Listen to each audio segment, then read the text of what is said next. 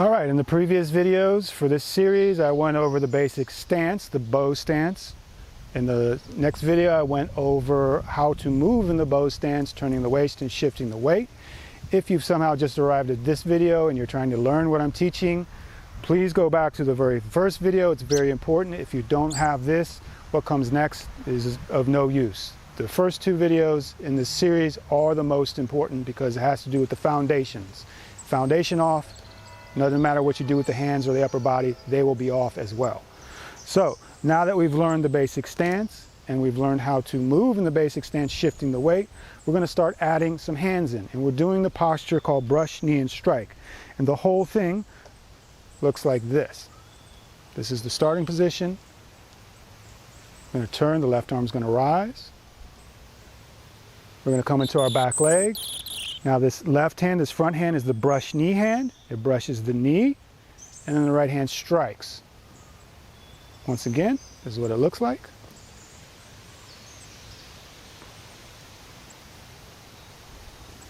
Now, we're going to start off with one hand at a time. And for this video, we're going to start off with the striking hand. In the next video, we'll do the brushing hand. In the following video, we'll do both hands. All right? So let's get into our basic stance. Parallel feet, shoulder width apart. Take a step back with the right, a comfortable step back.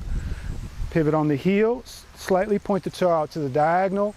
Bend the knees, turn the waist, and finally shift the weight without leaning. You want to be sitting up, 70% of weight in the front foot, weight going into the bubbling wells. Now this is the striking hand. I'm striking to the chest. Now notice how my elbow is down and in towards my body. This is a common mistake. That elbow has to drop down. The shoulder needs to be dropped down. Always sink the shoulders. Never raise the shoulders up. Let them sink into the torso. The hand is relaxed. The fingers are spread, but not spread too far apart. The fingers are close, but not gripping like this. Nice, relaxed hands. Now, the first thing we're going to do is that waist movement and shifting. I'm going to turn the waist to the right and shift into the back leg. As I do, this right hand swings down, making a circle movement.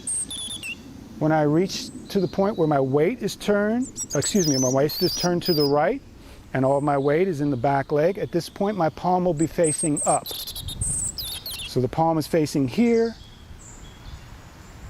The arm rotates as I shift. And now my palm is up. Notice that my elbow is down. I'm not up here. The hand is relatively low. Okay, let's do that again. Let the arm completely relax. Straighten out, but not lock. Palm up. All right, now I'm in my back leg, my right leg, and my waist is turned to the right. Elbow down, shoulder down. Head up, eyes on the horizon, tucking under. One more time. Let the hand come down, turn the waist to the right, shift to the back leg, palm faces up.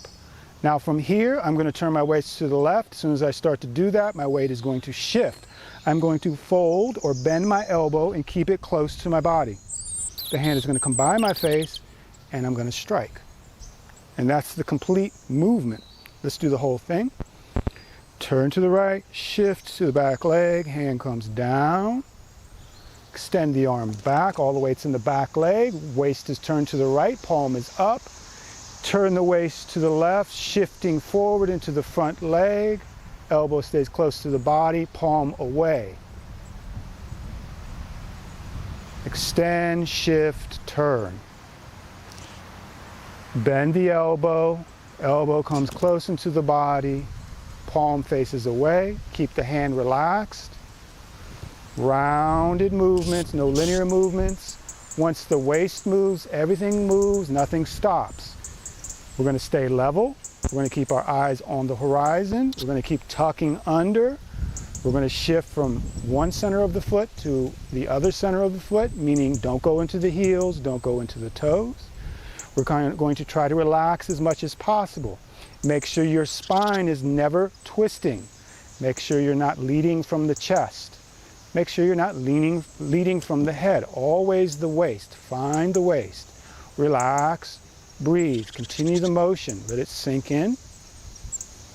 Anything you feel tensing, let it go. Feel the turning of the waist and the shifting of the weight, movements rounded.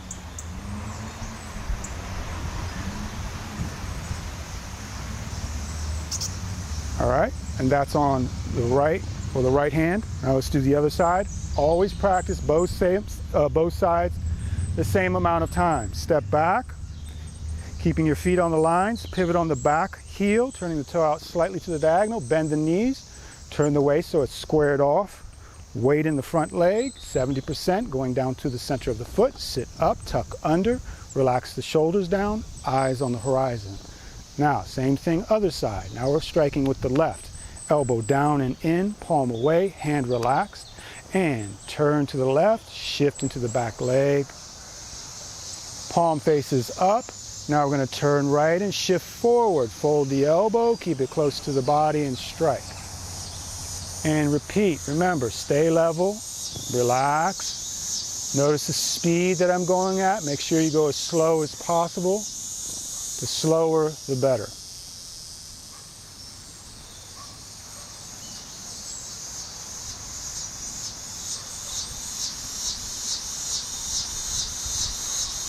Try to keep your attention in the turning of the waist. The mind doesn't want to sit in the head, it wants to be down here in the lower abdomen. Make sure your feet are staying flat. You're not loading your heels up. The shifting is consistent. The posture is level. And there's a full shifting of weight forward and backwards.